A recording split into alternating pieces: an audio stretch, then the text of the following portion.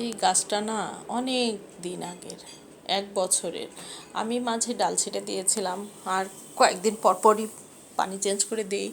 তো মাঝে মাঝে শিকড় পচে থাকে, পাতা পচে থাকে, এগুলা ফেলে দিই, যেমন আজও করলাম, ক্লিন করে তারপরে জায়গা মতো রেখে দিলাম। হ্যালো এভরিওয়ান, জান্নাতুল জীবন লাইফস্টাইলের আরেকটা নতুন ব্লগে আপনাদের স্বাগতম।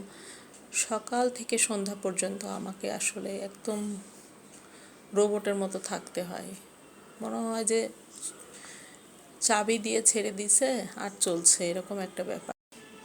আমার হাজব্যান্ড কুষ্টিয়া গিয়েছিল, এক গাট্টি বোচকা কাপড় লন্ড্রিতে দেওয়া ছিল, সেগুলো সকালে আমার হেল্পিং হ্যান্ড নিয়ে আসলো।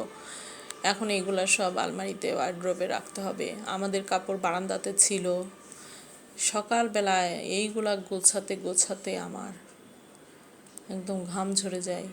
তারপরে আবার আমার হেল্পিং হ্যান্ডের ঝাড়া মোছার সময় হয়ে যায়, নাস্তার পরে আবার ফার্নিচারগুলা ব্রাশ দিয়ে সুন্দর করে এভাবে করে মুছে মুছে দিই।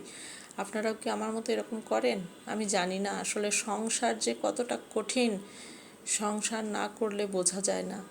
আগে জব করার পর রাত্রে এসে কাজ করতাম, আর এখন বাসায় থেকেও মনে হয় যে কাজ করে কুলাইতে পারি না, এরকম একটা ব্যাপার। ড্রয়িং রুমের সব কিছু প্রতিদিনই আমি ঝাড়ি, আর ওরা সপ্তাহে 1 দিন 2 দিন মুছে ন্যাকড়া দিয়ে। মানে এমন মনে হয় যে চকচকা, কিন্তু ঠিকই ধুলা জমে আছে এর মধ্যে। প্রতিটা জিনিস সকালে উঠেই এভাবে করে ক্লিন করতে হয়, একা হাতে সমস্ত কিছু করি। তারপরে সোফার এই যে এখানে সেগুন কাঠের যে ফ্রেম ডিজাইন না, এর মধ্যে ধুলা পড়ে থাকে। সোফাটা ঝাড়লে বোঝা যায় প্রচুর ধুলা, বাইরের ডাস্ট আসে। তো এগুলো ক্লিন করে কিচেনে আসলাম। ইদানিং মনে হয় কি রান্না বান্না না করি। আর গরম তো আমার 2 চোখের বিষ। আমি গরম একদম সহ্য করতে পারি না। ভাবছি রান্না বান্না করা কি ছেড়েই দেবো নাকি। তো এখানে জালি চাকা চাকা করে ভেজে নিচ্ছি।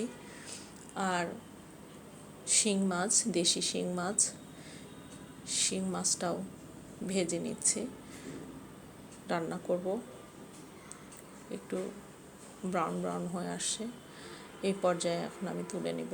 আর এদিকে জালি ভাজিটাও উল্টে পাল্টে দিচ্ছি, কারণ এই ভাজিটা না এত মজা লাগে, আমরা কিন্তু খুব পছন্দ করি। আপনারা না খেয়ে থাকলে খেয়ে দেখবেন, অবশ্যই ট্রাই করবেন। তো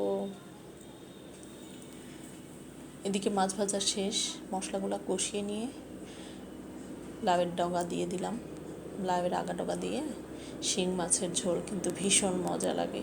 আর কয়েকটা কুমড়া বড়ি দিয়ে দিয়েছি। নামানোর আগ দিয়ে একটু ভাজা জিরার গুঁড়ো অ্যাড করে দিলাম।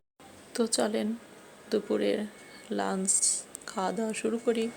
তো টেবিলে সব কিছু দিয়ে দিলাম, ইয়াম্মি সব খাবার দাবার ছিল, ভীষণ মজা লেগেছে। এই সমস্ত খাবার খেতে কিন্তু দারুণ লাগে। তো আমার ভিডিওটি ভালো লেগে থাকলে লাইক কমেন্ট শেয়ার করে আমার চ্যানেলটিকে সাবস্ক্রাইব করে দিবেন। আগামীতে নতুন কোনো ব্লগ ভিডিও নিয়ে আপনাদের সামনে আসবো। Till then, stay fine, be happy and stay Jannatul Jibon lifestyle. বা